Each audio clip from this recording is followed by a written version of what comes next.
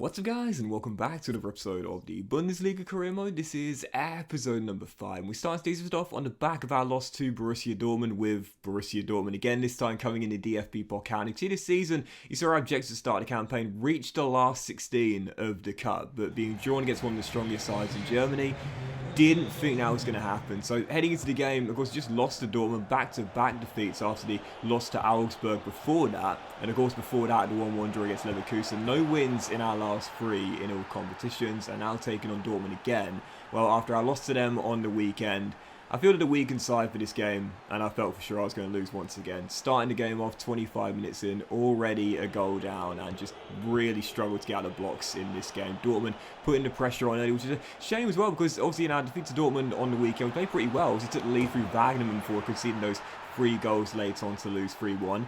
But this was a bit of a different game. Yeah, Dortmund turned up in this one with far more energy in the first few minutes, and I just really struggled to get out of the blocks. I was 2-0 down inside the first half an hour.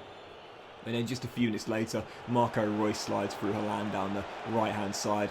Ramos trips him, it's a penalty, and at this point I was thinking, how much worse is it going to get? Again, I had a weakened side out there, and Dortmund had a really strong lineup, so of course I expected to lose, but I wanted to put up at least a bit of a fight. Haaland from the spot against Capino, and that is an AI on ultimate penalty, smashed in to the back of the net as Haaland makes it free.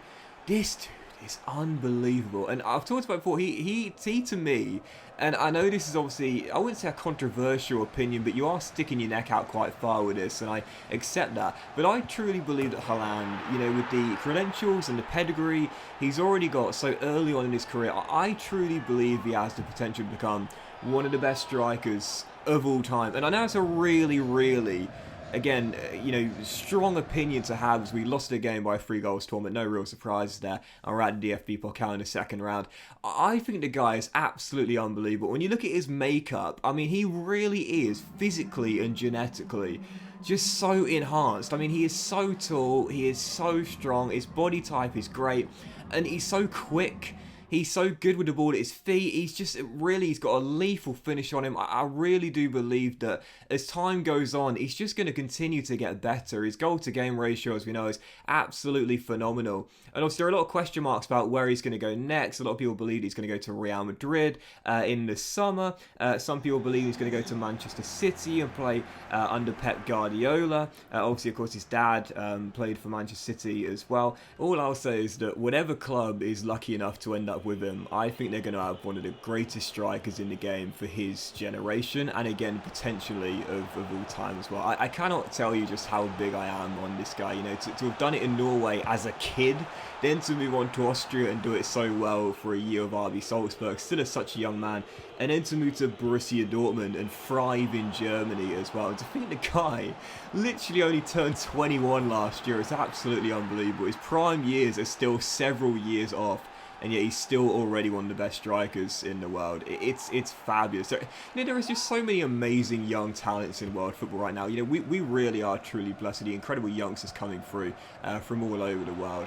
Anyway, for the following game, Mainz back in the Bundesliga, remaining here though at the Schuko Arena after no wins in our last 4 games. Really need to get back in with this one here, but fell behind in the first half, hit the bar in the second, and I don't know what it was in this game, but I felt like I was playing really well. I felt like I was playing some really good football, but I just couldn't finish my chances. And after Mehmedi made it 2-0 to Mainz, I was thinking, alright, no wins in 5. I'm going to be starting to feel the pressure already here, and I can turn this round pretty spectacularly.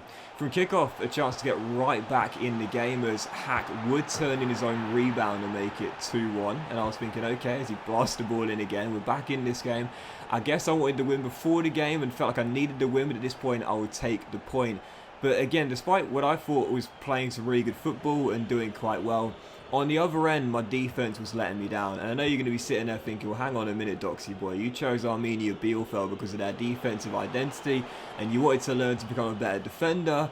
Well, you haven't really started off that way. And unfortunately, in stoppage times, we were still down by a goal. Lee Jae-sung turns in a rebound here, makes it 3-1, restores the 2-goal cushion and wraps the points up for the visitors. So no wins in our last 5, 4 defeats in our last 5.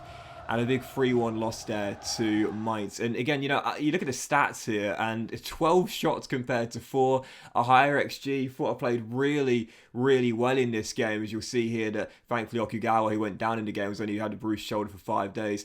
I often use this phrase, but good is not good enough against the AI on Ultimate. And after a really struggling patch of form, we've gone from being in the top 10 to now down to 14th place. Just 2 wins in our first 10 games. 4 points off Hertha and Grufa Firth. But defensively, you see our record there. It's poor. 15 goals conceded. It's been a tough start at the back. But the one thing I do want to say is that this is kind of what I was hoping for. You know, growth comes from moments of uncomfortableness. Uncomfortableness, is that a word? It is now. But, you know, when you start to feel uncomfortable and you're pushed out of your comfort zone and you're really challenged and you're really strained, that's the time where you do start to learn a lot about yourself. You start to build up resilience and persistence and determination, and you start to really grow. And I think that this, to me, is kind of what I wanted. You know, I didn't want to just come into this team and like shut everyone out in the very first season. I wanted a start kind of similar to this. You know, well, we're not terrible. I mean, we're still above the relegation zone, but 2 wins in 10 speaks for itself. I knew this was going to be a challenge, and I likened it to our first season with Brentford in the career mode we just finished. This is exactly what I wanted, you know, a project like that one where in the first season I am being challenged. I'm not coasting, man. We're not going to qualify for the Champions League next year. It's not going to happen. But this, I believe, these sort of seasons, they help you become a better player, and they help improve your weaknesses too, because they really... You get exploited by the AI in this year's Ultimate, and again, I think it's just going to lead to more growth. And that's exactly what I'm looking forward to at this Bielefeld side. It's been a tough start, but it's kind of exactly what I wanted. So following games, thinking, okay, no wins in our last 5 in all competitions, 4 defeats in our last 5, 4 defeats on the trot actually. Stuttgart away, decent starts to the season in the top 10. And my goodness, we had an amazing start to the game. We were 2-0 up to begin the game off. And I was thinking, right, stay tight defensively. We're going to get back to winning ways here. Unfortunately, staying tight defensively is not what I've been able to do with this Bielefeld side to start the campaign off.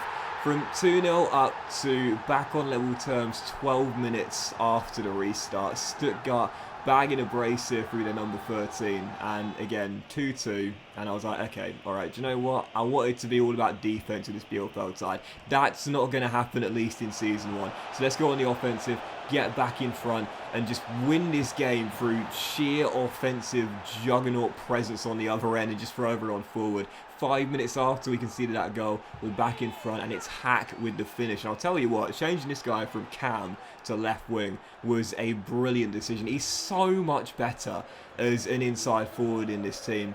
Playing through the middle on match day 1, he was okay, but I feel like with the pace he's got, he's so much more suited to playing on the wing with the agility and the balance and the dribbling and the finishing touch there. He restores our lead, it's 3-2, but Kolo Muani in this game absolutely did me in. He scored Stuttgart's first 2 and then took the ball around like 3 or 4 black shirts to smack it into the back of the net and get the match ball and a point for Stuttgart as well. That was ludicrous, mate. He dribbled like past like 3 or 4 of my players and then smashed it home. And again, when you look at the XG in this game, you look at the shots we took, you know, Kolo Muani took every single shot for Stuttgart. 3, and he scored with every single one. And I briefly touched on it a moment ago there, but this is kind of what I'm liking, because the AI on Ultimate this year, they are just so much better than before. And I often use this phrase, good is not good enough against the AI on Ultimate. You have to be really on your game consistently, you know, and not make too many mistakes, because you know that the AI are going to score the majority of the shots they take. Whereas for you, you'll probably take more, you'll probably have an IXG, but you probably won't score as many as the AI will with the same amount of shots, if that makes sense. You know, their shot to goal ratio, if you will, is going to be far higher than yours. So yeah, it's good to be challenged this way and to know that you've really got to be on your game, especially when you're doing an RTG. Makes it so much more enjoyable, because in previous FIFAs, when you do an RTG with like a 3-star team or a 3.5-star team like we are in a top tier, yeah, let's be honest here, even on the highest difficulty, if you're a decent enough player, you could probably qualify for a European competition for Season 2. But now it's nothing like that. There's so much more pressure, and I think it makes the game so much more enjoyable as well. But despite that being the case, there's now no wins in our last 6 in all competitions. We faced Wolfsburg here at home. I was thinking, for goodness sake, please, please, please let me this game. Let this be the game, sorry, where we back to winning ways. Well, early on into the game, we took the lead through Kruger. He scored 3 goals in 2 games, but then none in 10. But I kept faith with him. He scored our first, and then he set up the second as well, rolling it back to Becker after the high pressure. Gives it to the former St. Pauli midfielder. He scores his second of the season, our second of the game, and there it is. Finally, Bielefeld, after no wins in their last 6, have got themselves a victory. A much needed one there against Wolfsburg, and Krug getting goals. Well, no goals in 10, but I persisted with him. What did I say right at the start of the season? I was like, oh yeah, I'm pinning my hopes on this guy, man. He needs to score. Yeah, 3 in 2 and then none in 10. Talk about a drop off at a man match display there, a goal and an assist in a big pressure relieving 2-0 victory. And we needed that as well, because, you know, dropping down the table, slipping down, I often talk about it, you know, against the AI on Ultimate. You know, when you go into bad form, you start to wonder whether you're ever going to get out of it, because as I often talk about, form in FIFA career mode is incredibly OP. When you're in good form, your players are like superhuman, man. They can do practically anything. When you're in bad form, you're in trouble, man. Seriously, your players feel stuck in the mud. They can't run, they can't pass, they can't shoot. It just becomes so much more difficult. So a big win there, and exactly what we needed. Still, following our final game today, this was not what I was looking forward to. Bayern Munich, the best team in Germany for well over a decade. Not quite looking forward to this. Travelling to the Allianz, feeling for sure we were going to lose this game and probably get battered based on our poor defensive starts of the season. We might have got a clean sheet against Wolfsburg. We fell behind very early on here, but check out the replay. If you missed it first time, oh my goodness. That's one of the best headers I think I've ever seen in FIFA. That was ludicrous, man. Absolutely incredible technique with the leap and the header as well. Bayern in front, 1-0, Thomas Müller with the goal, and then half an hour in, Robert Lewandowski makes it 2. My goodness, I mean, you know, when the Ballon d'Or got cancelled, how frustrating it must have been for Lewandowski, man. That was his year. He definitely deserved it, in my opinion. I thought Messi's gesture was really, really nice and really pleasing to see from a fellow professional on top of his game. But even so, Lewandowski, what a striker, and his record in German football speaks for itself. 2-0 Bayern Munich, and then Müller bags his brace to make it 3, 35 minutes in, and I was like, man, how much worse is this going to get? I can't defend in this season so far, and again, I know it's one of those things where I'll get better over time. It's these moments that make you better when you're really under pressure and it's relentless. That's what builds the resilience up. But I was thinking, at this point, can't I just wave the white flag? Bayern, can you just stop now? Müller bags his hat-trick and makes it 3. He was just running the show. Sorry, he makes it 4. He was running the show in this game. Plays a 1-2 with Serge Gnabry and smacks in another. It's 5-0 with 20 minutes to go. And I was thinking, how much worse can this get? I mean, seriously, just stop. I've already been beaten. Yeah, 5-0 the final score. Thomas Müller with a hat-trick in this game. Totally ran the show, and also 2 for Lewandowski as well. 5-0 in the end. And again, you look at the stats here.